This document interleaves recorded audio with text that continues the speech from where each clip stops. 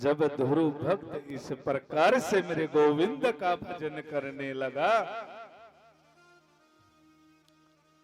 तो मात्र 6 माह पश्चात मेरे गोविंद प्रकट होते हैं।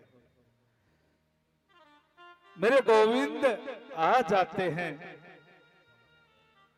बोलिए बेटा, कहिए।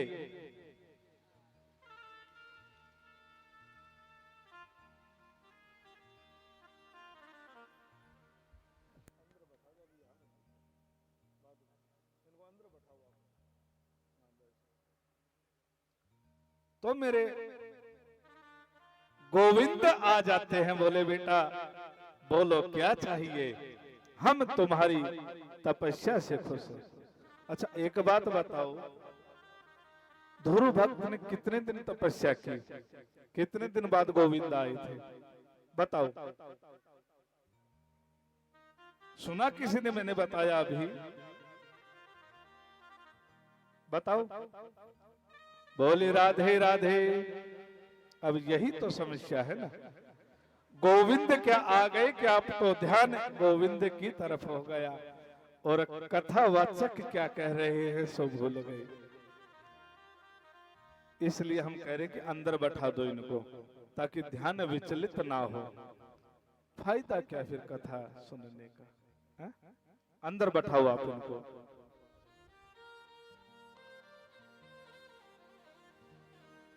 छह माह के पश्चात मेरे गोविंद आ जाते हैं ध्रुव भक्त की भक्ति से प्रसन्न होकर। 6 महीने पश्चात ही आ जाते हैं मेरे गोविंद। बोले बेटा बताओ क्या चाहिए। बोला हमको तो आपकी गोदी चाहिए। मन में तो एक ही बात है।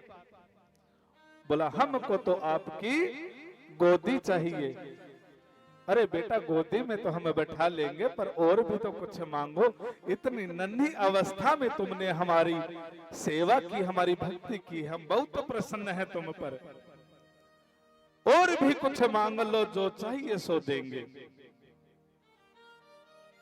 ध्रुव भक्त कहने लगे नहीं भगवान, हमको तो केवल आपकी गोद ही चाहिए।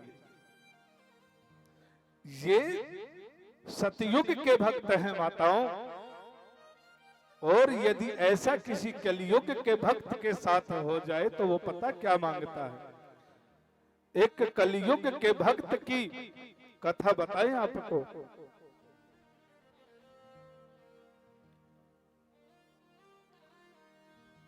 ऐसे कथा सुनकर एक ने ध्रुव भक्त की कि 6 महीने में भगवान आ जाते हैं यदि सच्ची श्रद्धा और विश्वास से तप किया जाए।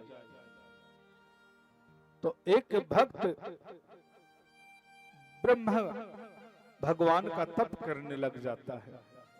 कलयुग में वैसे विरले तपस्वी मिलते हैं, इसलिए ब्रह्मदेव ने सोचा कि चलो 3 महीने तपस्या को हुए थे कि चलो भक्त को ज्यादा दुखी ना करें, तो 3 महीने में ही प्रकट हो जाते हैं। बोले बच्चा आंखें खोलो, आपकी तपस्या से हम खुश हैं। कलयुग के भक्त ने प्रणाम किया। बोले ब्रह्मदेव कोटि कोटि नमन, आप हमारे तप से प्रसन्न हुए और आप हमारे सामने आए। अब तो ब्रह्मदेव भी खुश हो गए कि इस कलयुग में भी हमारा कोई भक्त है। तो ब्रह्मदेव कहने लगे वत्स, हम तुमसे अति प्रसन्न हैं। तुमने तो एक वरदान के लिए तपस्या की, हम तुमको 3 वरदान देंगे, जो चाहो सो मांग लो। बोले आपका कोटि कोटि धन्यवाद। तो भक्त बेचारा गरीब था, सो कहने लगा भगवान एक बढ़िया सी कोठी बनवा दो तो बड़ी कृपा होगी। बोले तथा अस्तु, बढ़िया कोठी बन गई। बोले भगवान कोठी तो बन गई पर धन धान्य से परिपूर्ण कर दो तो बड़ी कृपा होगी। बोला जाओ दूसरा वरदान भी दिया, तथा अस्तु। और तीसरा वरदान मांगने लगा तो बोला 3 जब चाहे फिर मांग ले। ब्रह्मदेव ने सोचा कि ये मैं तो 3 वरदान देना चाहता था, इसने तो आगे का रिजर्वेशन और कर लिया। अब वचनबद्ध थे सो कह दिया कि तथास्तु। अब अपनी कोठी पर आता है तो देखता है कि भाई धन भी है, अन्न भी है, जल है, सारी चीजें हैं। अभी बगैर स्त्री के कैसा घर है। तो कहने लगा कि हे ब्रह्मदेव, बोले क्या है? बोला विवाह तो कराओ, एक स्त्री और दो हमको, ताकि हमारे भोजन पानी आदि की व्यवस्था करे। बोले तथास्तु। वरदान दे दिया, सुंदर स्त्री घर में आ गई। बोला भी घूमने फिरने के लिए गाड़ी भी चाहिए। बोले 2-3 गाड़ियां तो दो। बोले तथास्तु। और तीसरा वरदान मांगा कि 3 फिर चाहे फिर मांग ले। अभी ब्रह्मदेव तो बेचारे संकोच में पड़ गए, कहना पड़ा मजबूरी। बोले तथास्तु। आगे का रिजर्वेशन फिर कर लिया। अब मौसम का परिवर्तन हुआ तो बारिश होने लगी। बोले हे ब्रह्मदेव, बोले क्या है? बोले बारिश हमारे घर पर नहीं होनी चाहिए, पेंट धुल रहा है।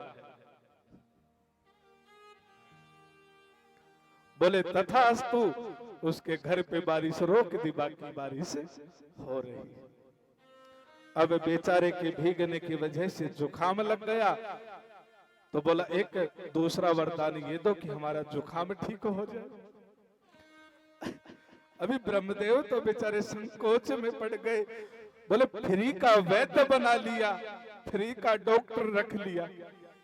और तीसरा वरदान ये दे दो कि 3 चाहे जब मांग ले।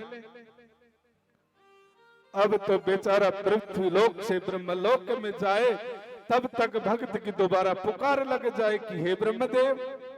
बेचारा आने जाने में ही व्यस्त हो गए। सृष्टि निर्माण का कार्य कैसे करे? अभी भक्त की मिश्रानी जो है बीमार हो जाती है तो फिर आवाज लगाते हैं कि हे ब्रह्मदेव। बोले क्या है? बोला हमारी पत्नी बीमार है, जरा इसे ठीक कर दो। दूसरा वरदान मांगते हैं कि हे ब्रह्मदेव ऐसा करो कि ये दोबारा कभी बीमारी ना हो, क्यों बीमार हो जाती है तो खाने के भी लाले पड़ जाते हैं। ऐसा करने दोबारा कभी बीमारी ना हो, ऐसी व्यवस्था कर दो। बोले ठीक है, ये भी दिया तथास्तु। और तीसरा वरदान वही मांग लिया कि 3 जब चाहे फिर मांग ले। अब तो ब्रह्मदेव बेचारे परेशान हो गए। आने जाने के चक्कर से निपटाने के लिए गोविंद की शरण में गए, श्री हरि नारायण के पास। बोले भगवान अब के बार बचा लो इन कलयुग के भक्तों से, आगे से कभी ऐसी गलती नहीं करूंगा। बोले तुम तो बड़े प्रसन्न होते थे, कलयुग में तुम्हारा भक्त है, वो एक वरदान मांग रहा था, तुम 3 देने को आतुर थे। बोला जो किया है सो भुगतो। बोले भगवान अब के बार तो कैसे बचा लो, आगे से ध्यान रखेंगे। मैं तो सतयुग के, द्वापर के और त्रेता युग के भक्त जाना करता था, वैसा ही कलयुग का समझा, सो गलती हो गई। बोले तुमने सतयुग द्वापर त्रेता में भी भलाई का काम कम ही हुआ है, ऐसे ऐसे वरदान दे दिए दैत्य राक्षसों को, श्री हरि नारायण को भी बहुत कुछ करना पड़ा था। बोले अब के बार तो लाज रखो। बोले ठीक है, तो तुम्हारी लाज रखेंगे। तो माता सरस्वती का आह्वान करते हैं कि जाओ भक्त की जीवा पर विराजमान हो जाओ और ब्रह्मदेव की लाज बचाओ। तो माता सरस्वती आकर भक्त की जीवा पर बैठती है और कहती है कि हे ब्रह्मदेव। बोले क्या है? बोला हमें श्री हरि भक्ति दे दो। बोले तथास्तु। बोला दूसरा हमें मुक्ति दे दो। बोले तथास्तु। और तीसरा बोला भव सागर से पार लगा दो। बोले बांके बिहारी लाल की, तो कलियुग के भक्तों से जरा सावधान रहने की भी आवश्यकता है। भगवान को भी तरसा देते हैं। तो ऐसे भक्त कलियुग में ही मिलेंगे। सतयुग में तो ध्रुव जैसे भक्त हैं, जो भगवान से प्रसन्न होने के बाद भी केवल गोद में बैठने की लालसा रखते। तो मेरे गोविंद बड़े प्यार से, बड़े प्रेम से ध्रुव को अपनी गोदी में लेते हैं, सर पर हाथ फेरते हैं। और आज आप देखते हैं कि इस धरा का, इस ब्रह्मांड का केंद्र बना दिया ध्रुव भक्त को। उत्तर दिशा में जो तारा उदय होता है वो ध्रुव तारा है। सर्वोच्च स्थान मेरे गोविंद ने दिया। आज सबसे ऊंचे स्थान पर ध्रुव है। मेरे गोविंद की कृपा है ये। आज 27 नक्षत्र परिक्रमा करते हैं तो ध्रुव तारे को करते हैं। सूर्य चंद्रमा परिक्रमा करते हैं तो ध्रुव तारे की परिक्रमा करते हैं। मेरे गोविंद ने बड़ी कृपा की ध्रुव के ऊपर और सर्वोच्च स्थान दिया। बोलिए बांके बिहारी लाल की। एक